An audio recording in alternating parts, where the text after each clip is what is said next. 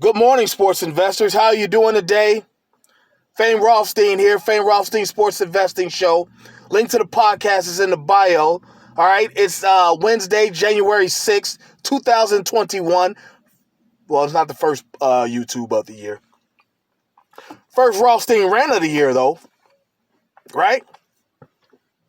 And before I continue, let's do a couple things here. First off, most importantly, if you feel you have a gambling problem, please do not listen to this program. Please contact your state or your local Gamblers Anonymous Association hotline, and hopefully they can get you the services you feel you need, because on this show, we discuss sports investing through sports wagering, and we don't want to be any triggers to any negative behaviors for you. So please contact your state or your local Gamblers Anonymous Association hotline. All right? Secondly, hit that like button for me. Smash it up for me. Like button, hit the subscribe button if you're not already a subscriber. And if you are a subscriber, or if you're not, hit that notification bell so that you know when I release a video. Because I'm going to say in the next 30 days, there should be a movie coming out, a documentary. But I think I'm going to have to direct you all to another channel for that. Because, I think that's going to be on another channel. Or it might be on it. It'll probably be on another channel. I'll get you when the channel comes out. We'll let you know. All right. But and I've got 3 sports picks for you. I think this is a can't miss parlay, despite how bad we're doing this week. All right, because yesterday we were 1-3. Okay. We said Texas would cover 13.5. No, they barely won by 6 over Iowa State. We said Dame Lillard would score over 27.5. He scored 24, after giving up 62. And then we said that Michigan State and Rutgers would go over whatever it was, 140 or whatever. They didn't come near. That's why I don't even remember. They didn't go near it. Rutgers got housed on the road, though. In the game we won, we said that Texas and Iowa State would go over their 139. I think the final score was like 77, 71. Something like it went well over. All right. But yeah, here we are again with Eminem and his bullshit. Yes, I'm talking about Marshall Mathers, the rapper from Detroit or the surrounding areas. All right. Here we go again with his bullshit. And let me tell you something, Eminem. You've become insufferable. You've become insufferable, okay? Lord Jamar, said years ago, don't care how technically nice he is, Eminem's still a guest in hip-hop because he's a white dude. That's fine. Black people, we've accepted our role as guests in America. Even though we built this mother, well, guess we're fine. We'll accept our role as guests if you just leave us the fuck alone. Eminem don't want to leave people alone. Don't want to accept his role as a guest and wants to fuck with people about it. Gets all upset about it. Instead of just humbly saying, I get it. I understand Jamar. Wants to argue with him. Diss him on records. And now, Snoop Doggy Dogg, who I'm going to tell my grandparents about this memory. The day Snoop the first album, Doggy Style, you got to understand, when Snoop came out, first time we heard him was on the Deep Cover song with Dre.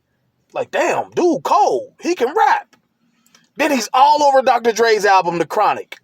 He's all over it, almost every song. He's on every song, rapping his ass off again. And so we fiending for Snoop. Then his first solo album comes out, Doggy Style. I'll never forget this scene in high school. Motherfuckers running up out of there, jumping out of windows to go to the nearest record store to be the first to have that shit because you had to. You understand me? And now, he was just recently on The Breakfast Club, the radio show. Charlamagne and Angela and DJ Envy and them cats. Snoop said that Eminem is not in his top 10.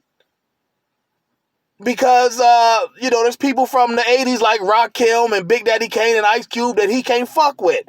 And he basically, I forgot how he said it, but what he basically said was, I can live without Eminem's music. That's what Eminem took offense to. Now, mind you, both of these guys are proteges of Dr. Dre. Speaking of Dr. Dre, prayers up, okay? He had a brain aneurysm from what I hear. He's in the hospital in ICU. And I just read that dudes tried to break into his house, rob his... Y'all some low-life bastards. You know, for trying to break in that man's house when you know he's out. I just... Fuck all that. But anyway... Yeah, prayers up to Dr. Dre, okay? But yeah, Eminem, you know, he took offense to it. He dissed Snoop on some record, or made mention. I wouldn't really call it a diss. He said he was his god or whatever, or he had God, and it was some goofy shit. I don't listen to Eminem. Basically for the reasons Lord Jamar said. I mean, yeah, I understand. I see the talent. You can put words together and whatnot and come off as a decent MC, but I just don't... You know, we all have trouble with our baby mamas, but I ain't talking about killing her. You talk about killing your mother, your biological mother. Like, shit like that. It's just like, you know, like, and Benzino. I'm telling y'all, everybody was trying to trip on Benzino, saying he's jealous of Eminem back when he was owning the Source, you know, the 5 Mic shit, and something about an interview that Eminem denied to do with the Source and did with Double XL. Some goofy shit like that from back in, you know, this was back, you know, 2000, 2005, way back when. We owe that man an apology. Because Benzino was saying shit. I mean, he had his little diss records. They was going back and forth. Eminem was the better rapper. So back then when lyrics mattered and how you put them together, Eminem was going to win that battle. And that's what he comes from. But Benzino said some jewels in there. One, nobody, you know, 5-stage darker motherfucker, you be Cannabis. I don't know if any of y'all know who Cannabis is. You can look him up. Can I Bust Cannabis? Canibus. I think there's hyphen marks in, you know, on both sides of the I. Things like that, you know, but yeah, you know, he said that, and what else did he say? He said in an interview, like, you know, as a black man, that I can't, you know, insult my mother on wax, on records or something like that. The stuff Eminem was doing, basically saying like he's only getting away with that because he's white. He's backed by the machine, Jimmy Iovine and Dr. Dre. I hate to bring up Dr. Dre in a negative way, but you know, that's part of what it was. But that's what Benzino was saying too. And to his credit, he was right. We wasn't listening back then. Now, 15, 20 years later, we want to be like, maybe Benzino had a point. I was telling y'all that back then. On listservs like allhiphop.com and shit like that. You know, there was an account on there they was trying to say that was Benzino and or Dave Mays. Probably with several accounts they were accusing that of. I forget what they were, because I was just kind of really getting into all that. I'm purely about the songs and the lyrics. Motherfuckers mad at each other. I don't care about all that. I want to hear how you telling me these lyrics. I'm into how you crafting them, the words you use and shit like that. You know. And like I said, back then when lyrics mattered, well, you know, I fucked with Eminem, but I don't think there's many lyrics I can sing. You know, you put the song on, I can rap with him. Rap along with the song. Other than, you know, just a few of them feel so empty with, okay, everybody likes You Lose Yourself. I can fuck with that. But most of the other shit, I can't, he just ain't my cup of tea. That's all. And that's all Snoop was saying, like, Eminem is not my cup of tea. I can live without him. I can too, Eminem. And there's a lot of people across the country that are the same way. They can live without you. You're just going to have to accept that, man. Quit coming out every time. You know, black people of a certain age just don't fuck with you like that. We recognize the talent.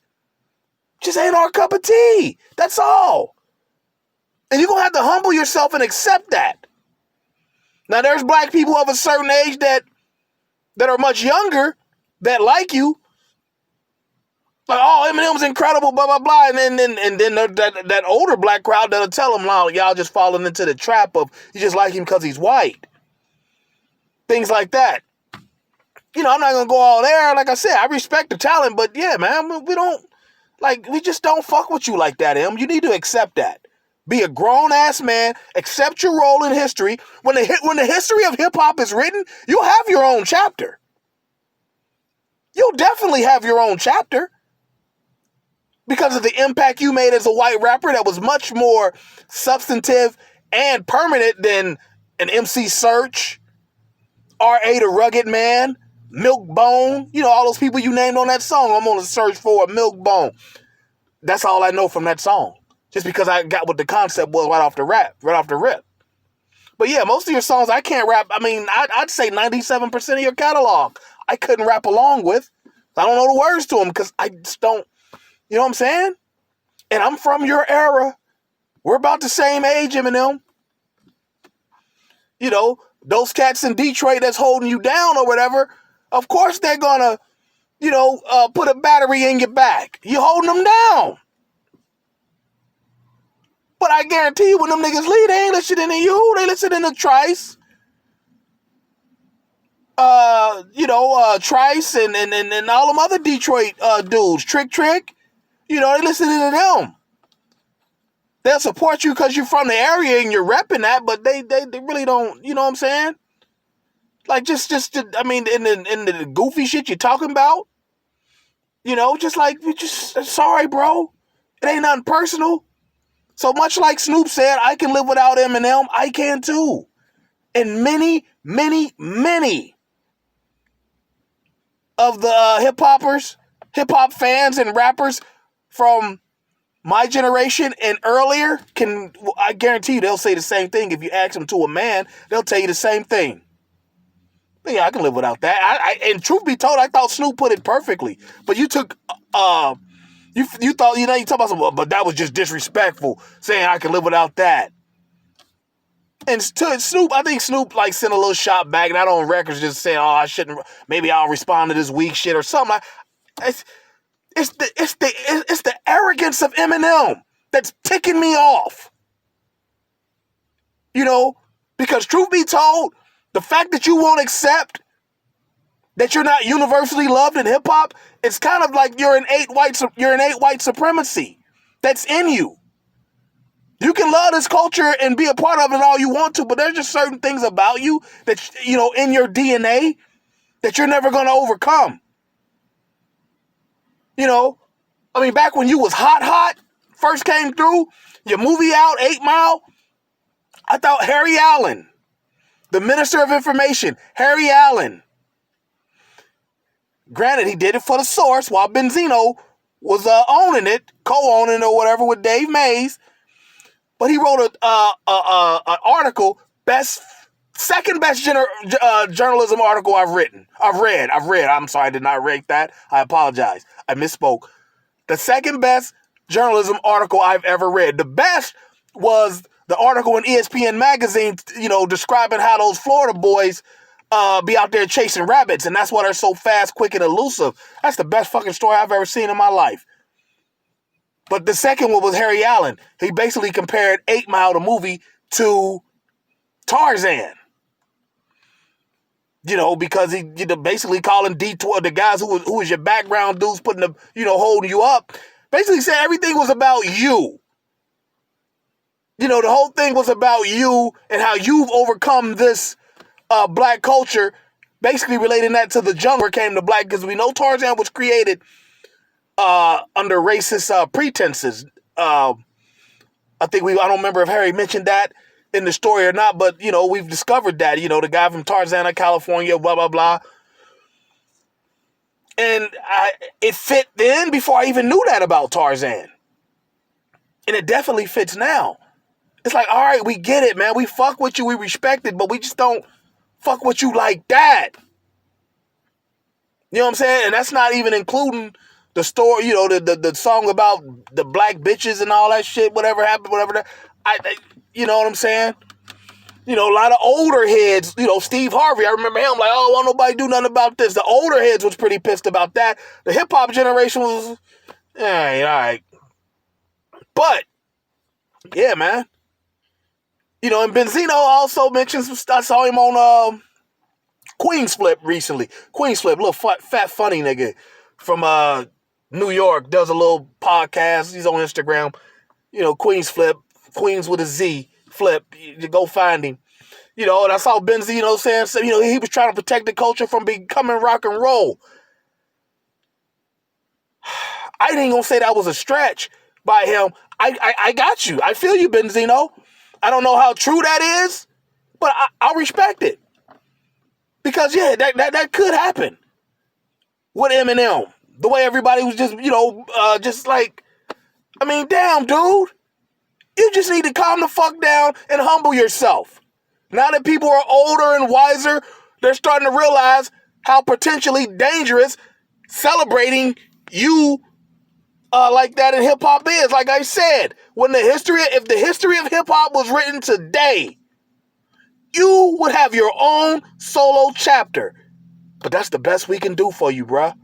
People of our generation, you gotta accept the fact, like, we ain't down with you like that. All right? Humble yourself, Marshall.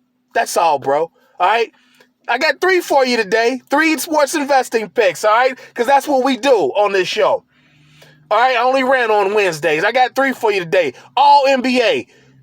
I believe all these games start at 7 p.m. or in that hour. But they're all later games.